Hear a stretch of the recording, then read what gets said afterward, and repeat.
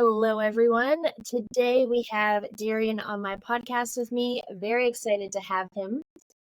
And Darrion is 16 and doing phenomenal things in the world. He is a motivational speaker and inspiring the masses, has a newsletter and clothing line, and is just doing some amazing things. So I'm very excited to bring him here today, let him share his story, a bit about his business, and just the wisdom that he's gathered over the years.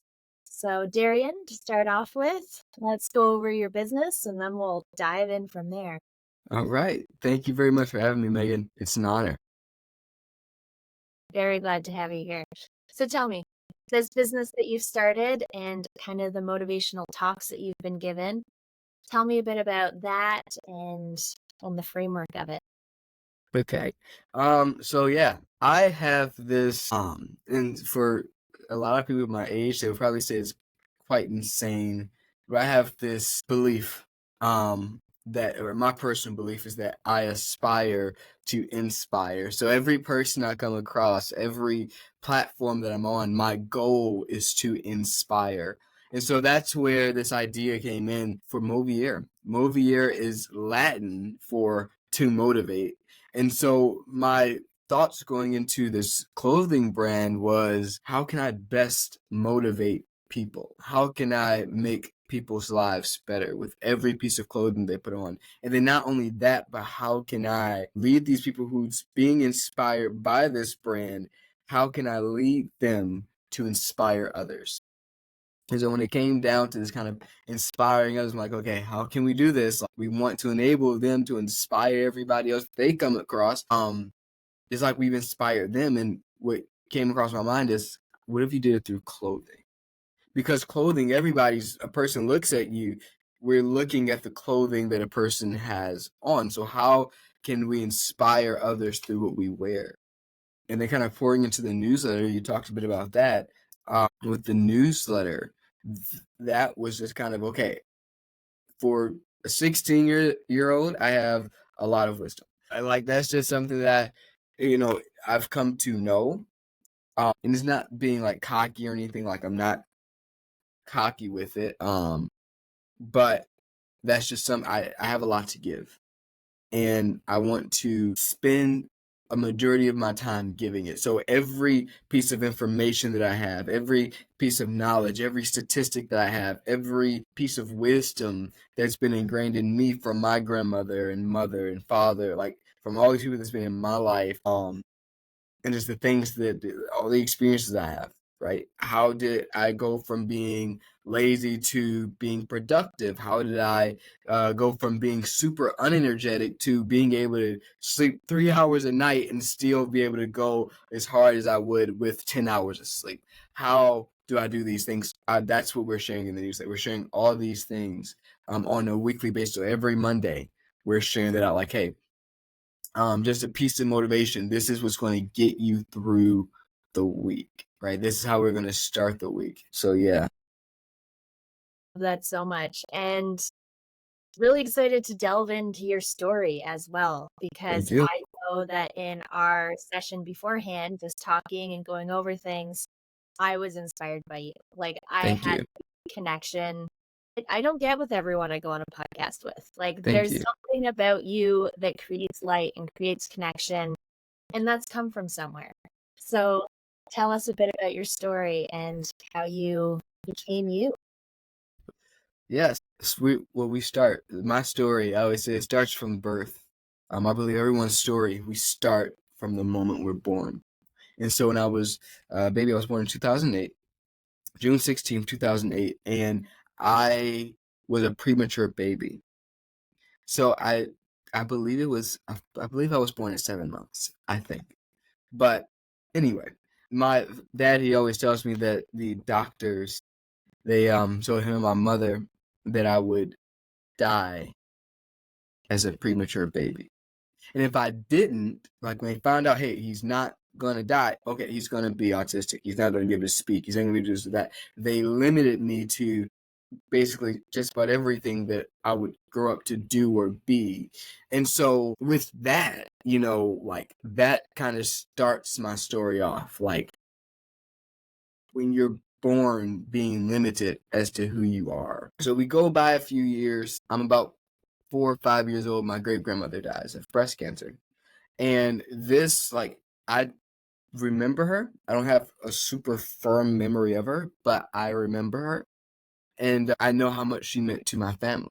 She was the matriarch of our family. She held our family together like glue holds two pieces of paper. So I'm knowing that she was the matriarch in my family, kind of like it kind of divulged a little bit because I'm like, okay, you got this side here, this, like, we have all these sides, but she brought all of these sides together. Now she's gone. May God rest her soul. So we go from that, and I mean, as I was growing up, I mean, it kind of that took a toll on me. Starting to find out, like, okay, wait. So when they said that she passed away, that didn't mean that she was like coming back the next day. Like, that actually meant that she was with the Father. Like, she's not coming back, or what? Like, that hit me. And then we go a little further, maybe about a year later, 2 years later. Then this is where the real story starts, guys. Me and my grandmother, my grandmother had just moved for this, and we are looking for a home church. So we went from church to church to church, and no church seemed to match for my grandmother, or as I call her, my nana. So we finally get to this one church, and they always say the way that it happened was we were walking past or riding past, and I point up at 5 years old and say, I want to go there. And so we walk into this church, and my grandmother always told me that it felt like home for her. She felt the word home. And so we go into this church, everybody's super nice. All I know is, hey, this is a big building. And so we are in for a few years. About a year or two into the whole thing, I end up serving in the kids ministry on the worship and praise team. So I'll be up there dancing, doing the emotions. I got baptized at the age of 7, and then a few years later, COVID came. When COVID came, that shut down. I left the church. I did not have a lot of hope at that time. And so I'm in my grandmother's prayer closet, and I'm just reminded of hope is an anchor for the soul. The description of the Bible, hope is an anchor for the soul. So I'm sitting here, I'm like, okay, we're in the time of desperation for everyone, yet God, you're telling me to have hope. Like, where does that get? It's got to met, but it's not like, okay, wait, you're telling me to have hope in a time of desperation. I don't understand that. I was about 12 years old. And so, God tells me, hey, there's more. There's more in store. That's it. You got to have this. There's more in store. I ignored it because I didn't know what more in store meant. So I ignored it for a few months, and I came back on April 15th. 2021. I came back, and I'm in my grandmother's prayer closet again, and I'm on my knees, and I hear these words as clear as day. If you don't do what I'm telling you to do, then my grace won't be with you in whatever you do. It scared me. Because as far as I thought, I'm like, okay, I don't know much, but I do know that all of this time it's been God's grace that's been with me. So did the thing, which was become a pastor. At 12 years old, I started a church. It's called Hope Unlocked Community Church. It's still active to this day, where we exist to bring hope to all those who don't have hope, and to basically be a community for teenagers and members of the Gen Z generation. So that's one of the things that I do, actually. And so we go from there. Fears that I have no idea what I'm doing because I'm 12 years old. I don't know how to be a pastor. So I have no idea what I'm doing. And then one day my grandmother tells me, hey, why don't you go call Pastor Kevin? Pastor Kevin is the youth pastor at Grace Community Church that we were just talking about. And so I called him. I'm like, okay. Or I actually called the lead pastor. And then the lead pastor led me to the youth pastor. And I'm just like, hey, I don't know what I'm doing. And I also had an idea for a toy drive. So long story short, we go to start this toy drive. And then he becomes my mentor. He's helping me to understand what this thing is about. How do I not follow the wrong path? How do I not cause church hurt, basically, right? And so he's led me down that path. And then from there, COVID is over, shutdowns over, we go back to church. And we're there for a few weeks, and then the director of the kids ministry, I just started back serving. The director of the kids ministry comes to me and says, "Do you want to go in the classrooms?"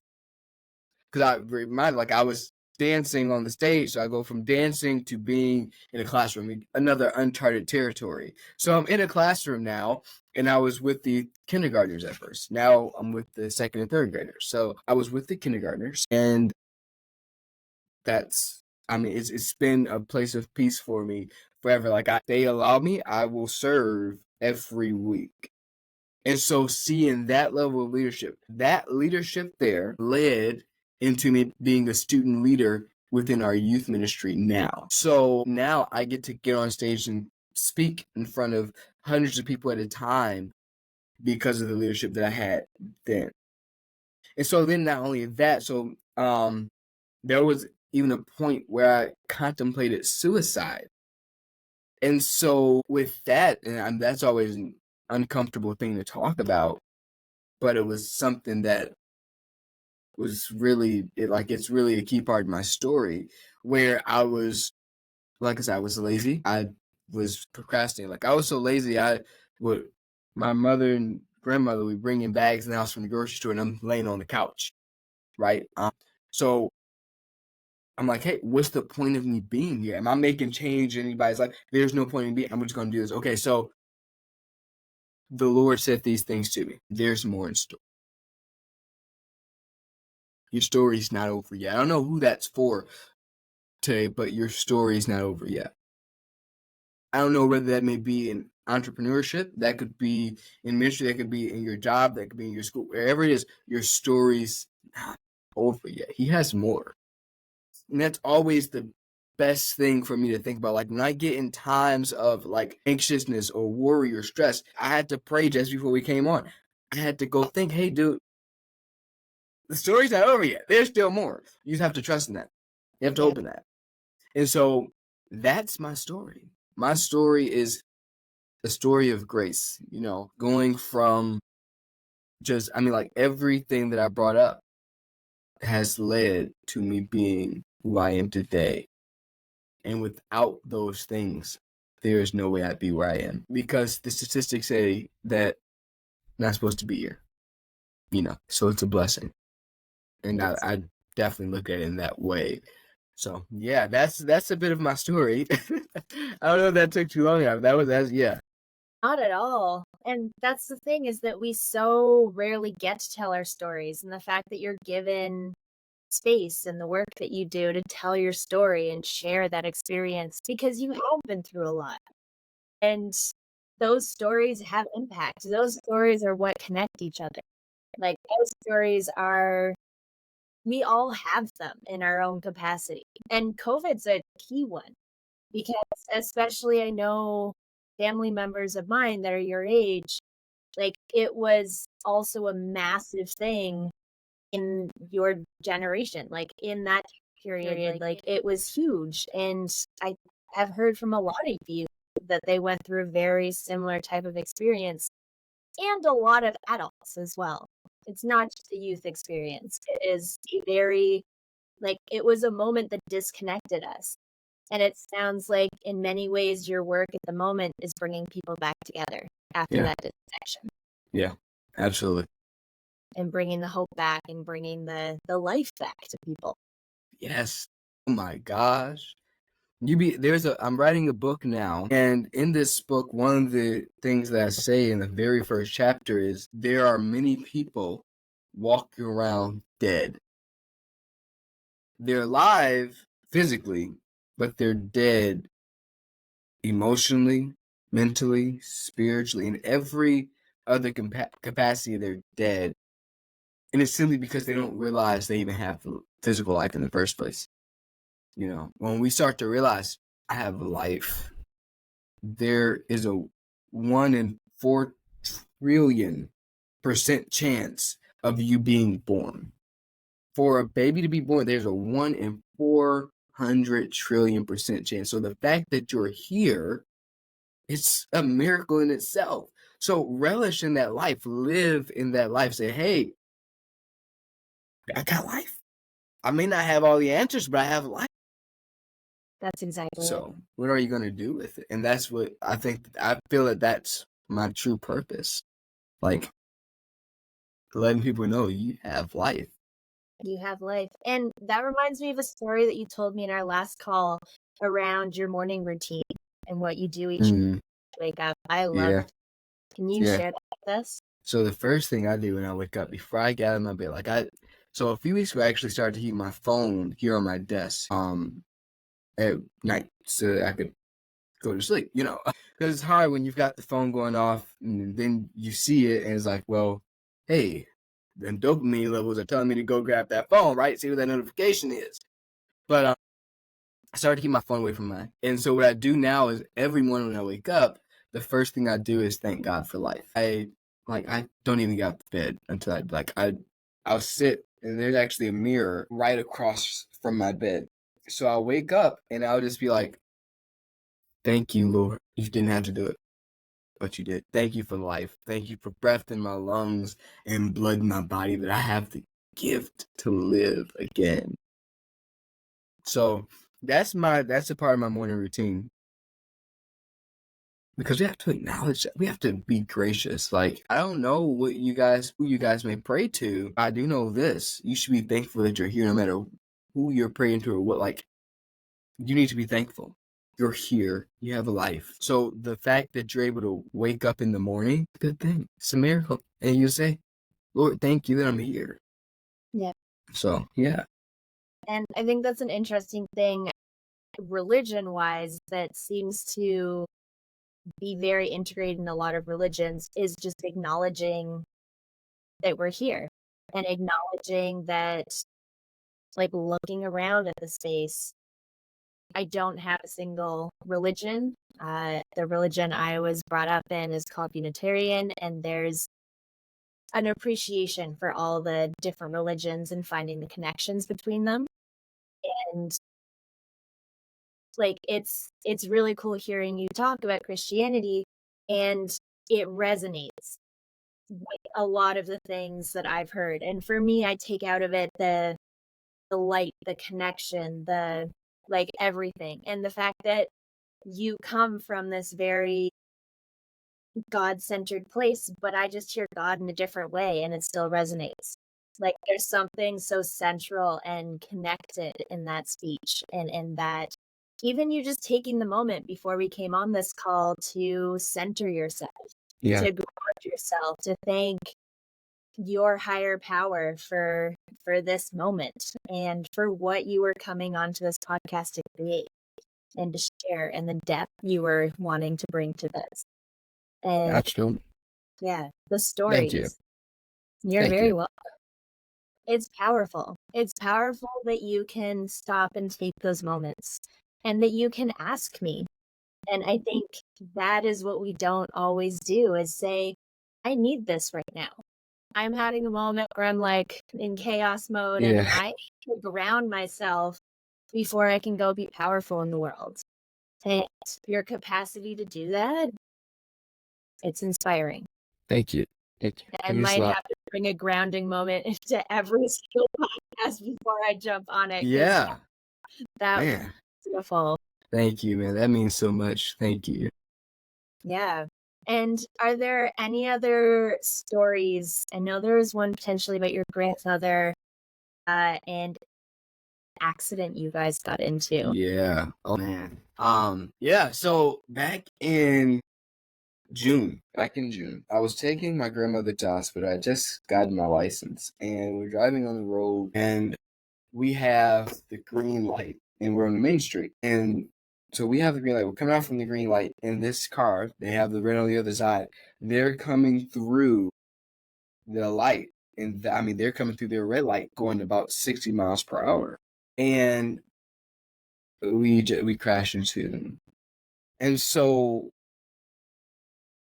here's the thing. We were literally 1 inch away from the light bulb on the main street. Their car spent out, ours went straight. The brakes locked, so I couldn't stop the car. And I believe that God stopped that car. It wasn't, So we get out the car, after, and we get to the hospital, and the doctor says to me, hey, it's a miracle that you're here. The funny thing is that just that morning, just before we left the house, I was at home and I'm praying and I'm like, what am I here to, what am I doing? Because I was like, I'm just like in the middle of so many different things. Like, what am I doing? I didn't feel great that day. And so we get into this car accident, first car accident ever. My grandmother's on the side of me. She's screaming, hollering. I'm just, if it were me by myself, I wouldn't have been super worried. Hey, but I'm watching my grandmother, cry. So I get out the car, I look around, and I remember things going black, then he went white, like from the airbags, the dust. And so it's filling the car. I get out of the car, go over to my grandmother. I try to get her out. I remember going to get a trash can for her to sit on. I don't know, because there were no seats around. Her leg is swollen. I think my adrenaline, like I went into a superhero mode. I couldn't even notice that I was even hurt. And so we get to hospital.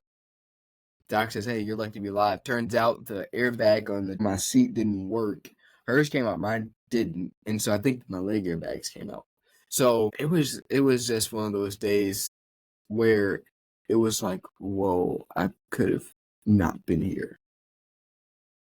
And so what that took me into was what I have regretted because the truth is, when you get to this eternal place, you're no longer thinking about your mortal life.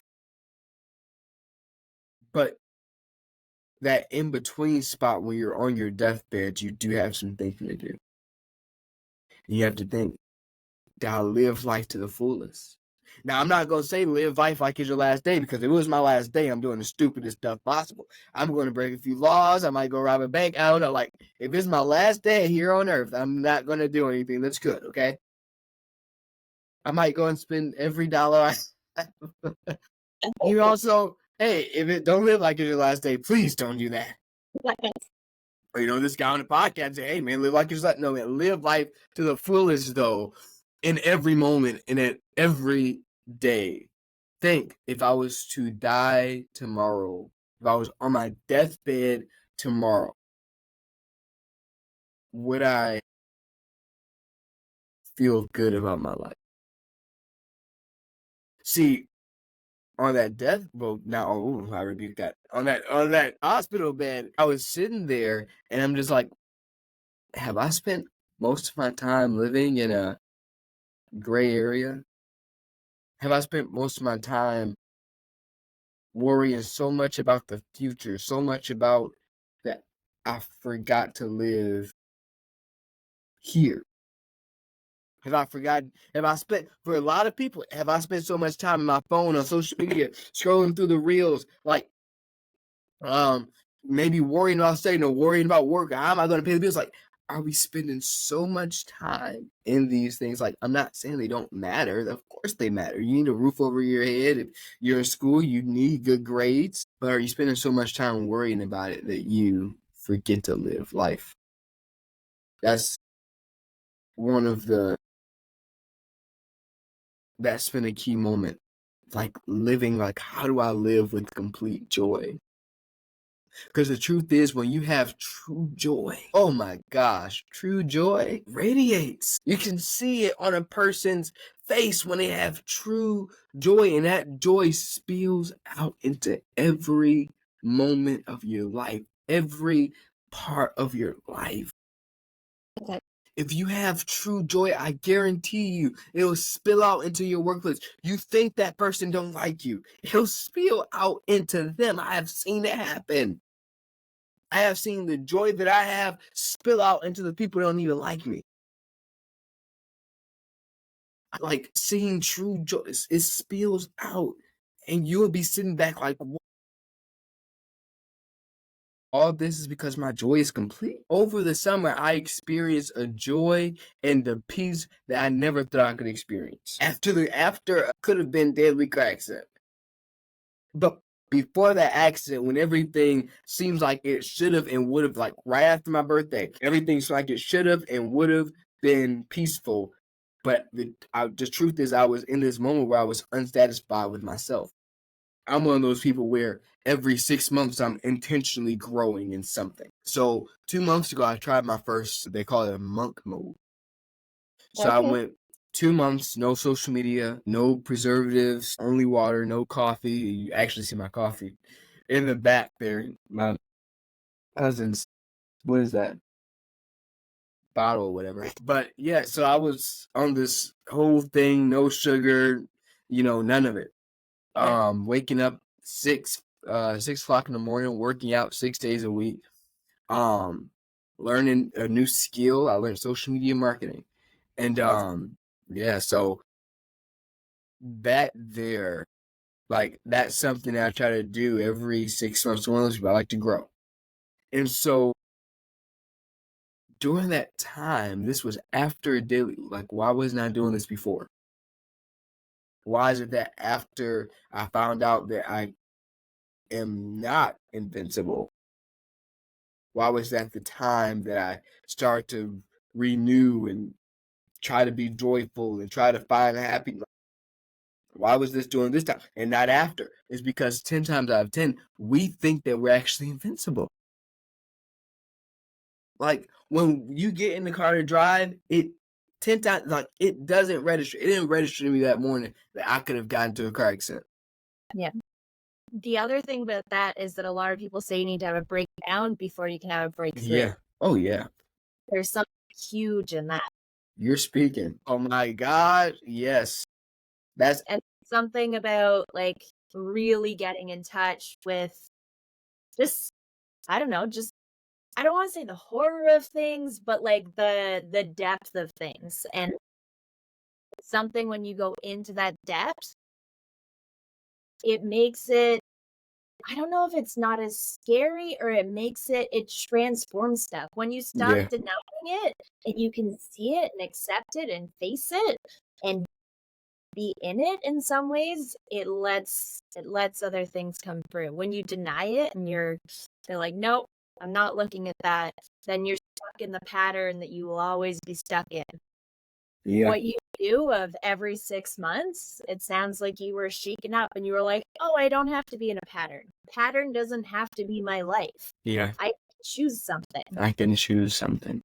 Boom. Yeah. I mean, here's the thing. Every business story I've ever heard, from Patrick Bet David to Elon Musk, to like every business story I've ever heard, there was a major setback. There was one moment where they sat up and contemplated, is this even for me? Before they had their come up. Yeah. So you're going to have setbacks. That's life. That's how it works. But I need you to know, hey, that's how you grow. People look at me like I'll be say somebody actually called me. They said I look like a teacher. And I asked them like, wait, like what do you mean by that? Like, wait a minute now. They say, hey, look, you're mature. But what people don't know is, hey, it wasn't like what made me have some type of level of maturity was simply the experiences and So the the truth choice is stage. the choices that there's choices that I made. I know people right now, people I used to go to school with, elementary school, who are sitting in just detention centers. And, it's the choices that we make. Because I came from the same place they came from, same school, same classrooms. We learned together. We grew up together. We're on different paths because of the choices that we made. And so, yeah, I mean, your choices matter. And if you want to grow, you have to understand there's going to be moments where you're not going to feel at your best. How is it that I've been doing this for a pastor for going on 5 years now, almost half a decade? I still don't know what I'm doing. I still wake up and yes, intuitively I may know what I'm doing, but wake up like today, I woke up like, what am I doing? I decided out of nowhere, I'm going to send 295 messages to every follower that our church has, and I'm going to formally introduce myself. Why am I doing that? What's the point? Right? Movie, like, how is that? I feel like I still can't do this thing. Almost 5 years in, but I just started a company like not even a month ago, and I feel like I can't. Why are these two things on the same level? The moment you feel like you can do it, it's the moment everything falls. Because the moment you feel like you can do it is the moment you get too ahead of yourself. You get up on a high horse. Do me a favor, stay on the pony, please. stay on the pony, because I guarantee you that pony is going to keep you grounded. Because the moment you get on the high horse is the moment that you say, okay, it's time to go to something new. And it's the growth mindset too. It's the For growth me, mindset. the other way of saying that is you're always growing. And when you think that like, I've made it, I've got this, that's when it'll all fall apart. And like, yes, you have it, and there's still more to learn. There's so many things that we don't know, and there's like, even when you're 85. Yeah, even when you're 85. That's okay. So that's what you're talking about. Like which one? There are a few practices that I have. Let's see which one you're talking about. The Solomon paradox. Man, okay, that's what you're talking about. Okay, there we go. Because I see videos like, I'm like, okay. Yeah. So one of the things we're gonna rewind a little bit. So one of the things that I do in the mornings as well now is it's called the Solomon paradox. And so I'll sit up and I imagine myself being 85 years old. And then I thank God for everything that I can do now that I probably won't be able to do at 85 years old. And it's funny, do it. That's my challenge for you. Go do that. Go do that, because I guarantee you're going to find yourself being thankful and being grateful for things like you never thought. Thank you that I can walk. Yep. Thank you that I can see clearly, or that I can hear. Thank you that I can speak clear, coherent, innocent. In the world, why am I being? Thank you that I can eat by myself or wash myself up. You'll be, and the truth is, become less of me thanking God for my 85-year-old, or what my 85-year-old self won't be able to do. But it's become two things now. One, it's become a bit of me thanking God for everything. Because at that moment, I'm pretty much bringing up everything in my life, because I have no idea what 85-year-old me will or will not be able to do. So it becomes a part of me just like, okay, thank you for everything. And then the second part is it lets me know that I have a chance now that I won't have in the future. Yes, I will have a chance in the future that I won't have now. Who knows? I may be on a yacht in the future. That's the hope. That's the hope, guys. That's the hope. But that's the hope right there. But I have the chance to build it now. See, one of the prayers that I always pray is, Lord, give me the strength of David and the wisdom of Solomon. See, David is Solomon's father, and David was tasked with building everything. He had to build the kingdom of Israel. But Solomon had to keep it. And he had to have the wisdom to sustain it and grow it. So, do I have the strength to build it now, but then the wisdom to sustain it well into, if I can live into my 80s? Hey, if I can live till then, hey, do I have the wisdom to sustain it till then? So, the Solomon paradox, it's amazing. I 100% recommend it for anybody. Like, hey, just get up and think of yourself as that 85-year-old male or female and say, hey, this is what I'm thankful for. because I may or may not be able to do this in the next however many years. So Yeah. it's amazing. It is amazing, and thank you for sharing that. I was Absolutely. looking for it before, and I was like, "Well, I guess we're not hearing that story," but I love that we came back around, Yeah, because I'm like, and wait a minute, that's achievement. Oh my gosh. Yeah. so just wrapping up, what are some things that you would like to leave everyone with? There is more to your story. There's more to your story. Let that sink in. So that's my cue to like wait for like 10 seconds. And let that sink in. Because hey, you're not done. You still have way more to go. If you're a beginning business owner, you just started your first business. Like if you're like me right now, hey, it's not looking the best for me right now. If we're being honest, my mobile was like it's about to fail any day now. But you have to know that there's more. So whether it fails or it doesn't fail, hey, guess what? There's still more. I'm still not done. If you have a life, if you can wake up in the morning, breath your lungs, bug your body, there's more in store. So don't give up too early. So much more. You're going to be able to tell, you're going to be sitting down one day telling the young bucks about how you did it and what you did, and you're going to be inspiring them. I guarantee it. I guarantee it.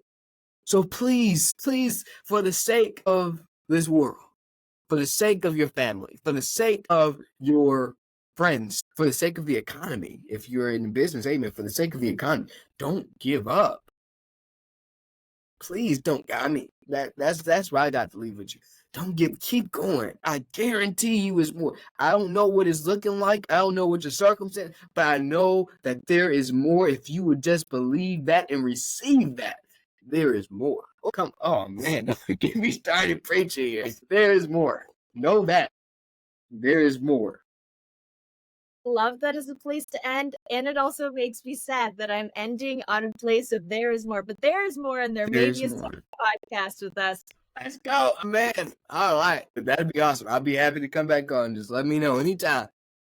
Yeah. So thank you, Darrion, for being here with us today and sharing your stories, your wisdom, your everything.